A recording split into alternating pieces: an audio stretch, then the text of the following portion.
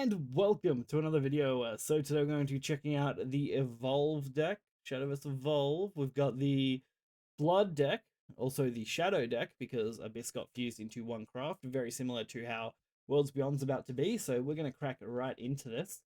This is probably one of my favorite crafts after all. Well, I'm not a super big Shadow fan. I am a massive fan of Bloodcraft as a whole. Pretty much always have been since I first started. Between that and Haven, and then obviously very close to second is Rune. So little pack, just for reference. It's got all your tokens as far as game mechanics go. It's got your life counter. It's got your rule book, and it's got your playmat in it. And then we have all the cards, which they do put in a very nice plastic case, which I appreciate. It will immediately, obviously, throw to the side. If you're interested in what's in that side pack stuff, you can check out the forest video. It's the first video I made. We went over all that. And if you're worried about super in-depth look at some of the mechanics, definitely check out some of the previous videos. So, we have Vampire Queen here, or Queen Vampire, as the foil. A very nice purple foil going on here, actually. I really like that. That is really nice, especially with that chandelier in the top corner. Wow, that's a very nice looking card, honestly. Don't know if focus works super well here, but yeah, it's a very nice looking card. Alright. So, Queen Vampire, it has summon 2 Forest Bat tokens as its fanfare. And then it's got an engage, which gives it give your leader -1 defense, which basically is just health. So -1 to your leader, summon 2 Forest Bat tokens. Whenever a Forest Bat token is on the field, give it +1 and ward, basically giving you some decent ward bats, effectively. I don't think that was too dissimilar to the digital game from memory, but it's been a while since I've used Vampire Queen. Then we have Alucard. Good old Alucard. He's remaining a Storm. He's a 7 cost.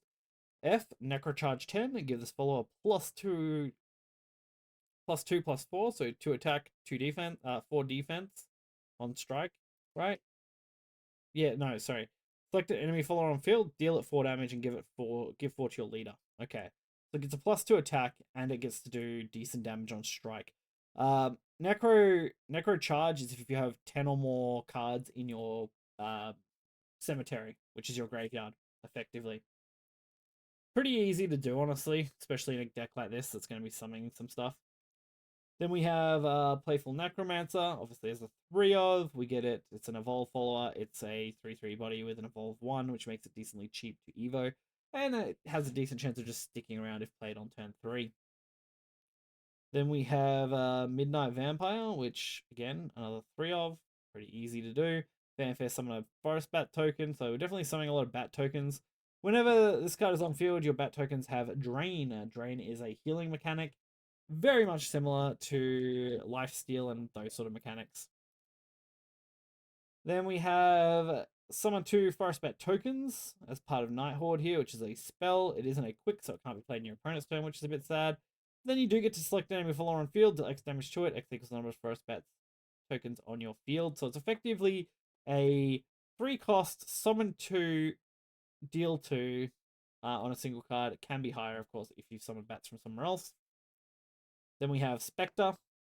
Now we're into some more of the Necro cards instead of the what's it called? Instead of the Vampire cards. There we go. That's what I was looking for. So this follower has Bane. Bane means if you attack something, it dies. As long as it can die to an effect, basically. As long as you deal damage after damage is exchanged, they die. Fanfare, give your leader -2 health, give this follower a rush, put the top card of your deck into your cemetery. So it's a cemetery loader card with removal potential, while also doing some self damage, which triggers another game mechanic that I don't know if is in the starter deck, but it's called Sanguine. Sanguine is like Wrath, kind of like Wrath.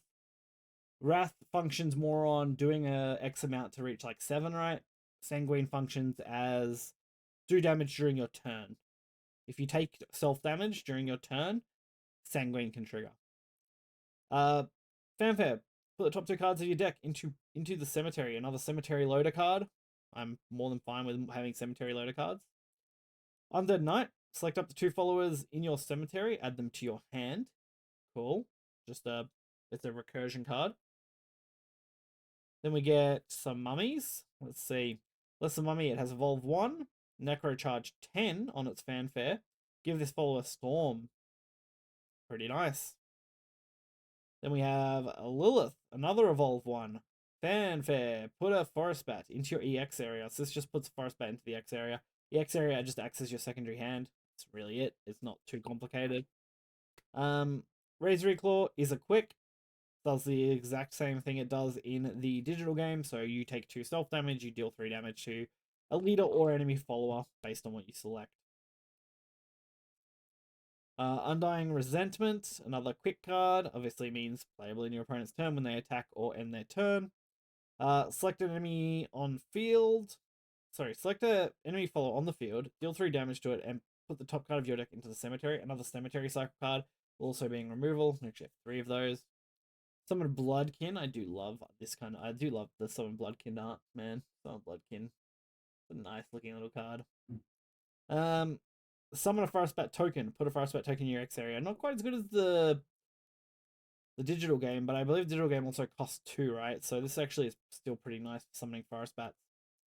Then we get a couple of fighters, which is 2 3s that cost 2. We get a couple of Goliaths in this one, so these are big meaty boys, especially when evoed. Angelic Sword Maiden, similar thing. It's just a big ward. Nothing too crazy. It's a 5 cost with 4 6 in stats, and it has ward. Ward obviously lets you tap it when it comes into the field, or tap it at the end of your turn to activate ward. Playful Necromancer. This is the Evolve card that goes on top of it. So on Evolve, summon 3 Ghost tokens. Ghost tokens are exactly the same as the digital game. They're just ghosts that hit face. Pretty straightforward. Lesser Mummy Evo. This is one I haven't actually really looked at. So this has Strike, summon a Ghost token. So similar thing to Playful Necromancer, not quite as solid as Playful Necromancer, it feels like. Then we have Lilith Evo, which is Strike, give your leader +2. So it's a bit of a heal. Also, everything that does evolve does gain a rush, exactly the same as the digital game. Then the Goliath Evo, which obviously is just a big 5/6 body. Just a massive boy. They also give you your 3 tokens for if you go second. They give you a nice Luna card. Little sad it wasn't Urias, but I think Luna is just in general more popular, especially in Japan. I'm sure she is. Would not surprise me. And obviously these will be ghosts. Yeah, 5 ghosts and 5 bats. Pretty straightforward. These are also very thick, just for reference. Tokens and leader cards, very, very thick cards. So, hopefully you guys enjoyed this. This is a pretty nice looking deck. I don't actually think I mind it too much. It should be pretty decent to play with and give a go of without doing too much to it. There are some much better blood cards, though, from what I've seen around, so it'll be interesting to see where it ends up in the long term. But if you guys did enjoy this video, please check out the previous 4 at this point I think we've put out. So there's going to be 4 other decks that we've covered now, and this is number 5, and we've only got 1 left. We're actually going to be doing the Haven deck next. Then we're done with all the unboxings of decks. So hopefully you guys did enjoy it. Until next time, guys, I will see you there.